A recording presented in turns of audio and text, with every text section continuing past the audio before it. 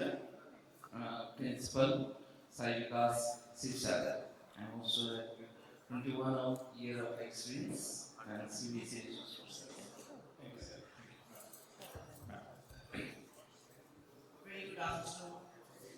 After a lovely lunch, I think we will have to keep awake. When I'm Nellie Ahmed from Maria's Public School, Guwahati, and we have been in the education field for the last 35 years. So I'm very happy to be here. Good afternoon. I'm Sagarika Dastidar Hatkhowa from Cambridge International School, Guwahati. I'm the co-teacher and academic coordinator of the school. I've been working for more than 2 decades. Thank you. So let's start. So we decided a format in which the questions will be discussing, each panel member will be getting the question time, and if they can come and add something in other panel videos, that was that will give a lot of vibrancy in the discussion. So let's start with Matt. So as I mentioned that we try to first look at understanding the problem. So questions would be from that area that how we understand the problem. So my first question, if we can try to explore, what key behavioral pattern indicates that the child aggression is rising? What we commonly see in the school, that you can say, yeah, it's truly rising. Because when you see the data published by UNESCO, it says that approximately 58 to 60% of children are facing this different kind of behavioral issues, the trauma, the aggression. So what are the indicators? How do you find in your schools that we are not relevant? Thank you for the question. Now, if you talk about, I would say from my perspective, children do learn what they live, that they grow up to live what they have learned, because the environments, whether it is school environment or the home environment. So, as you said, the aggression. Now, aggression can be from the tender age and to the AS and A level, what we say in IGCSE, that is the 11 and 12.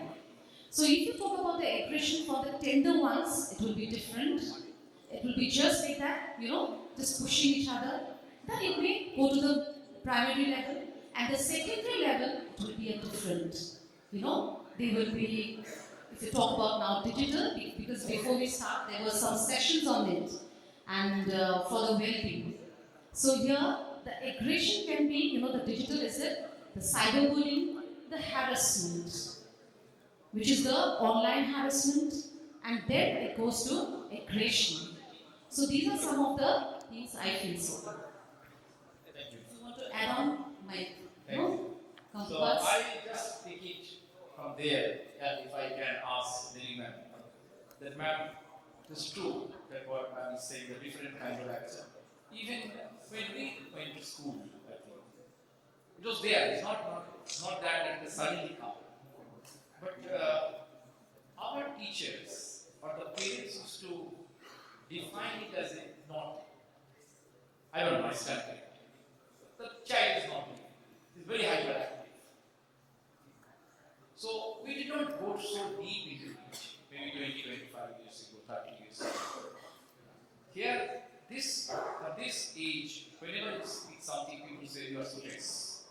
The child is under huge stress. Everything you talk about, they say they are under meter. They are under meter. So now this, with a lot of research, what happened? So each and every school-related, student-related, the human-related issues getting a different scientific dimension.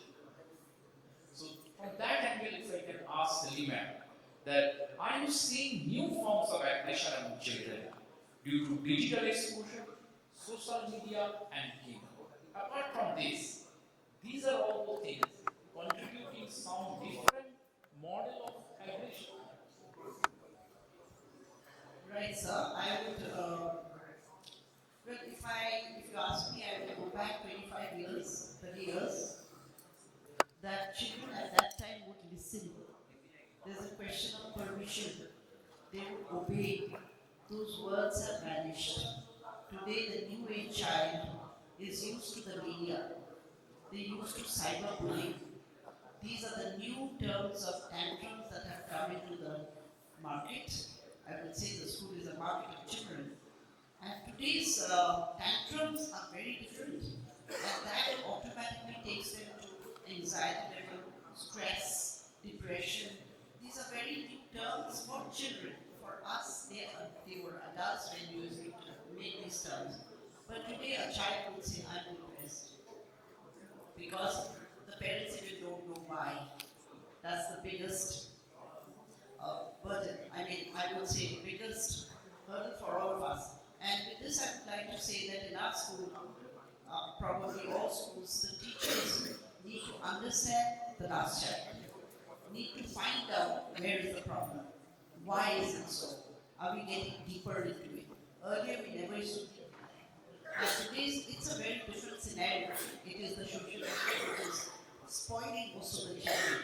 It's the peers, it's the rat race of if he's owning Apple phone, even I should get an Apple phone now. 16. You see, those are the problems that children face, and those are the issues that bring in their depression.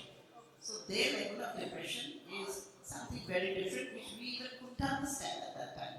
So today's day, I think the teachers need to be a little more, I would say, very close to the children, because it is them who meets the child for 5 hours a day. In the boarding schools are different. I feel completely for the child, because they just can't slip into depression. They can't slip into an anxiety mode. They can't say, I'm stressed. And these are very common words with youngsters, teenagers, even the little ones as middle level school children. This is what I've been hearing in my school. And along with that, there starts bullying.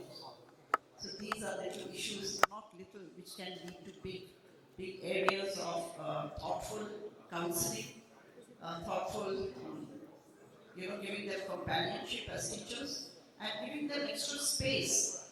Come on, tell me what is happening. That is very important in the school environment. And there are cases where children are drawn towards the media, be it anything, be it the YouTubers, be it the influencers. The influencers are doing a big harm in this, because the mobile phone has become a very easy tool in the hands of children. But we can't help it. If the parents give it to them, it is for many things, because the teacher sends a text, she sends a homework, and with that, they overshoot their time. Secondly, there is overload of information, there is overload of too much, and they don't know where's the borderline. So I think these need to be checked. That's what I think. So, according to she feels that the digital world open up so heavily that children are completely drenched. But don't you think that these are all inevitable? And as the time progresses, I think we will get to a much more complicated world. I've seen a photograph some time back. The United States teacher went for a strike because calculator was discovered. They failed, the math teacher failed, their job is at stake. Because the calculator is not found. The children have calculators. I went to many other countries where the children will not be able to add 20 plus 20. As soon as you give them, they will take a calculator and add it and tell you. But now, from calculator age, we have come to AI age. So this thing will keep on happening. And that will give a different kind of children. The children will be born with different. A few years back, we used to say the children are born with iPhone or phone. Now we say the children are born with AI. So, how to navigate, how to do this, so I think is all. But I personally think there is another very important part which I can answer. That how do you think that the role of family dynamics? Because I am constantly challenged by this, the family dynamics, the parenting style, how the parents bring up the children. That one, domestic conflicts at home, what the children see, young children they see that at home the conflicts, or lack of supervision. I think today's the flat culture, every house having 3 to 4 kids. Whoever comes, open the flat, get into it, and have his or her own life, go home, go back, go to school, go to work.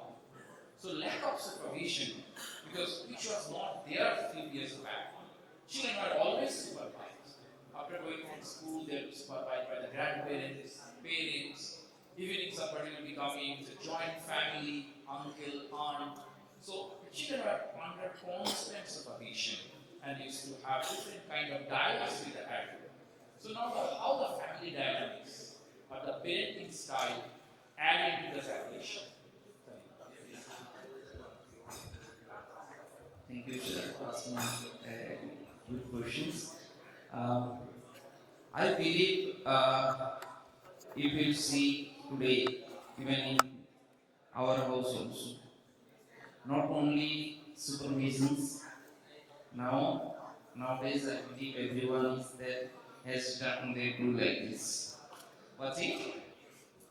Well, if in a family, in a single room also, parent are there, student child is there. Everyone having their own phone, they are involved themselves in that. Instead of the observations, collaborations, I think that is we are missing. We are not spending time with our kid or family member. We are spending much time with the mobile phone. Even child cry, mother's very easy solution is hand over the mobile phone to child and habituate. And after 2 years, the same mother is complaining to us, sir, इसका हाथ से mobile छूट नहीं रहा है. तो देने वाला कौन था? आप ही तो थे. आप तो उसके लिए टाइम नहीं दिए थे. आप to save her time, they are hand over those mobile phone. So lesson is here. What happened is not. We are unable to change. At least the parents are coming to us. We have to, instead of the counseling them, counseling to child, better counseling to the parent, and ask them to spend more time. Even if you give the project, and we used to give the some project, their parent involvement will be there. So parent will come and scold us. Why you are telling student to involve us? Your teacher will do. They ask us, why? It's very surprising. Forget about other. Even my wife also. She said, why I will involve for all these things? So this is the problem. Real problem is we are not involving ourselves with our family time. Contribution नहीं है. वो जितने भी हम प्यार मोहब्बत जो भी करें, ये real truth है. Because mobile phone में time spend करना, यार not only the time spent, there is a they may be read or whatever may be the things. Students अपना पढ़ाई कर रहे हैं, जो भी कर रहे हैं, intellectually they are utilizing their time, whatever way, but it is not together. It is happening with the separate way. I believe if everybody will be in family, so they will sit together, they spend time, then definitely this problem will be solved. Thank you. See, I mean, definitely what Sir wanted to do about the style of parenting, the family structure, family dynamics. But again, that we cannot deny, because now every family, everybody is different. And this will happen. This will happen. We cannot deny. So, the third important factor, I think I can come to you. Now we move from the home now to school. How the behavior of the teachers. the school adult behavior. How the peer influence the students start comparing that what kind of car you use, what you have, what's your father doing, what brand you use. So peer influence, what I come to mean, and the classroom management. All three together if you look at that how we react, how we behave. Once upon a time, the adult behavior was very, very different. And the school environment, that means when the principal is coming, everybody says, oh, he's coming, she's coming. Teacher is coming, so everybody get inside the room, corridor, things have changed. So how our behavior, our way of thinking has influenced the attention with the peer students' own friend circle. The students see their peers, how they are interacting, how they are reacting, and our classroom management system, how greatly influenced that. Yes, sir. It is very important, the peer pressure. Because nowadays, if you look into it, as I would say, Gen Z, this is a very important word which I feel at this moment. Because at this point of time, these children, if you say to them, no, you cannot do, and being a parent, even I would say, so at that point of time, if you say to them, you cannot do this, that no is real, if you want to correct them, it is, they don't want to hear that no. Whether you talk about teacher, whether you talk about, a parent. Now, from the teacher's point of view, if I would say, the first priority is the teacher. That what we will do in the classroom. That is the classroom management. Now, management, when we talk about, is a vast topic in the class. So, when we see a child, so retaliating. So, at that point of time, if it is of a senior secondary, we can say, just stay calm. We can just say to the particular child that yes, these are the criteria, these are the things you need to do. For that, we need to train the teachers. Now, the training is that, we all we are in the same fraternity. We do lots and lots of training for the teachers. Whether it's a Saturday, whether it's a holiday, we go for the training. But my priority is the follow-up. After the training is done, whether the teachers are really implementing in the classroom. Because I believe whenever I go for my workshops, I say to my teachers, 3 things are really very important. And that is, if you put in your mind these 3 things, half of your work is done. That is number 1, please listen to the child. Value them and respect. If these 3 things are done, now respect means, if you give respect, you'll get respect, I feel. Now the respect has also come to a different perspective. So, this listening, because nowadays even I see some of the teachers, the listening. Please listen to the child, whether from the total section, from the secondary level, just listen to the child, what the child is saying. Because in a classroom management, this is very important. And now as we are in the same fraternity, you would know that we have very less students. You can say 1:20, 1:30. As man said, 20 years ago, 15 years ago, we used to have 1:60. When I used to work in one of the school, 1:60. So now we have 1:30. So what we can do is, whatever we are, a child is aggressive or whatever, first hand is the teacher. And then we can proceed on to the school council. But we need to have informed the parents, which is very important. Because some of the parents, I would think you all agree with me, that some of the parents really do not like when we say, okay, let's go to the counselor and just have the child can be sent to the counselor. So even that is a very great criteria. So I feel that yes, in the classroom management, a teacher plays a very great role. Thank you, sir. Thank you. So, monitoring is important. Monitoring part. So if you will do the continuous monitoring, that will result of maximum. So we have to develop the monitoring system to be developed. I think we are lagging of that part. we all supposed to do that thing.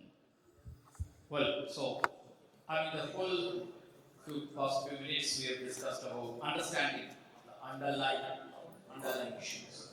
And I think more or less we all know about that, what adding to this. So now if I can ask, because always parents expect, the expectation of the parents, you, me, or whoever the parents, that I send my child to school, the child is there from 9 o'clock to 2 o'clock, 3 o'clock, whatever the time. And the school should play very important. And we are doing this because we pay the fees, because both of us need to work to pay the fees. Otherwise, how the school fees will come? If you ask us to supervise, monitor, all those things at the same time, you will ask them to pay the huge fees. So many parents they say that we go to work and we have nothing to do. So then the question comes, like, are our teachers, you think, adequately trained to handle this generation of children? Whether they have undergone training, because it all comes to the training. Because these are our teachers. When we recruit a teacher, we always find that we will teach teachers. So you have good knowledge of teachers. You have a very good college you have studied. You have a good experience, you have worked in a good school. That teaching is not in a school that. That's only a part of it. It's not a college or university. Because in a school, teacher comes with, there are different hats you need to wear. Sometimes when you go to class, you are in instruction. When you are outside, you can be some kind of a mentor, counselor. So different hats. So are our teachers adequately trained? Thank you, sir.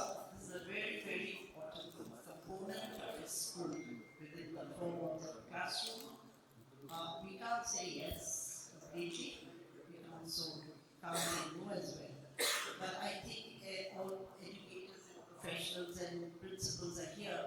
I think we are all on to the continuous, progressive skilling and training for teachers by seniors. This is mandated now, and this professional development should be an ongoing process. I think this is not a one-time job that the CBSE has mandated, and we all go right for it, whether it's a webinar, whether it's an online or offline. I think the school also should take the initiative to train teachers in whatever way. Most importantly, modern subjects, I think it is the training of the wellness of the child, understanding children, and how the safety spaces can be implemented. Although we boast that yes, we've been mandated to put cameras in the classrooms, corridors, buses, everywhere. But is it possible to monitor everything? Sometimes we have to be very careful because children know much more than us. They know how to hide the camera also. So you see, it's a very tricky, vicious cycle. Now I think the teachers and the policy makers in the schools need to walk faster, smarter, I would say, more than the next kids, I would say. They are much more smarter, but I think we should walk faster with them. And as a management and as a policy makers, we need to upgrade and enrich ourselves further with the new times that have come into the classrooms. Today's teachers are not teachers like before. They are the corporate managers, I would say. And rightly so, because there have been so many mandates to do this, do that. AI is coming, coding is coming, and children believe we know much more than AI than are trained teachers in AI. Now, may I ask how many teachers are trained in AI? How many teachers have actually done training in AI? Artificial intelligence. See, that's the sad state of affair because we are not equipping ourselves. AI has come, it is here to stay, and the children already are walking that path, and they may misuse most of it.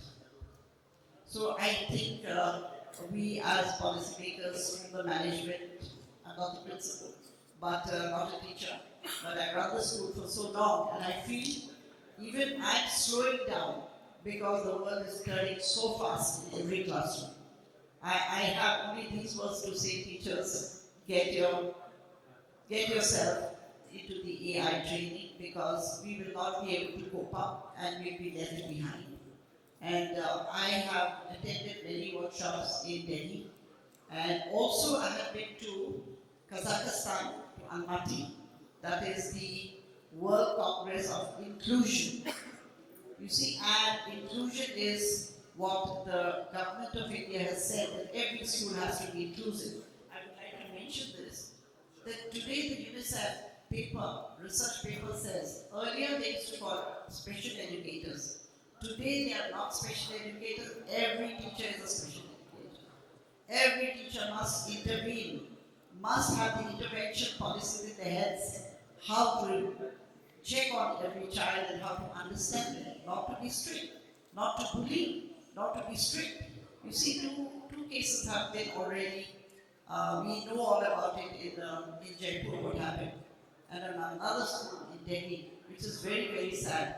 You see, that I think we also is an awakening for all teachers. We need to be there with the kids. That I would feel. Thank you. And with this, I would like to say, I'm on the board of the safety compliance in Assam. I'm the only school. So if any school wants to be part of the safety compliance, please contact, I will give the contact details. She's part of Google and she's doing a great job. So I think every school needs to be having the safety compliance where in one call they will come and help you in any situation. This is very important for any school. I happen to travel a lot. I attend meetings in Delhi, and I managed to get this, and they've taken me on the board. So I'm just giving you a small suggestion that if it is possible for your schools to be part of the safety compliance advisory board, and I'm in the advisory board, you can be members. So that makes it simpler for any kind of bullying or any kind of aggression or any kind of situation that is becoming beyond the teacher's control. Thank you, sir. Sorry, I No, thank you. Well, I just take it from here that when you talk about the training, teachers training, so we think first our advertisement says that train teachers, BA. And then what we do, we say capacity building, then we train them in subject specific training. So what we talk about here, the training need to be continuous. So if I say continuous, what will mean? That is it possible to train every day? No. It is possible because we are trying to find out a solution, proposing and exploring a solution. Can your school at least 2 Saturdays dedicate 2 hours for the teachers training? 2 hours, dedicate that 2 Saturdays for a teacher's training. That can make you wonder. Because teachers can be trained apart from their subject, other areas, like what ma'am told. We always feel that this child having some learning difficulties, send them to special education. No, those days changed.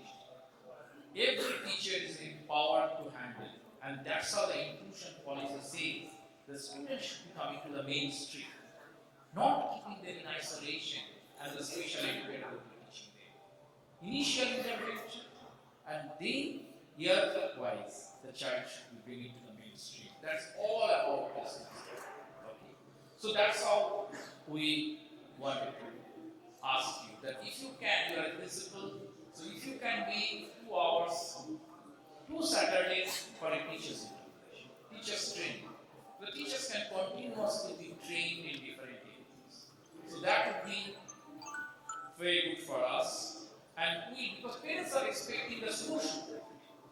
And the school cannot get somebody from outside and doing 1 training, 2 trainings. So if it can be done.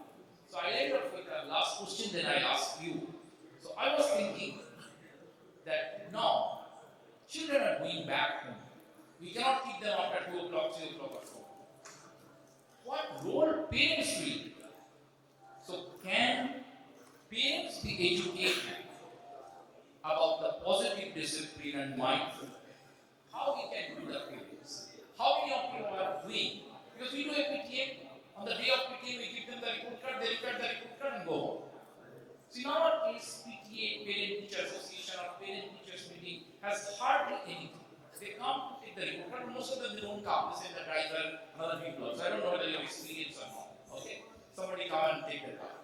So we are wondering that whether we can have a positive parenting session. So today you may not get 1,000 parents to come. Maybe 20 parents come. Start with a positive parenting. What's your view in this regard? Sure, sir. Right to that, today morning we have a session. Session was joyful learning. We are trying to, our objective we have to change, I believe personally. We are looking how learning should be joyful, but हमारा वहीं पर गलती हो रहा है. I believe हमें learn Joy के लिए लर्निंग होना चाहिए. जॉयफुल लर्निंग नहीं, लर्निंग के लिए लर्निंग करो जॉय के लिए, खुशी के लिए. Because it is already there in our course of 5 courses is there. Anumay course, Jnanamay course, Anandamay course, and last one is called Anandamay course.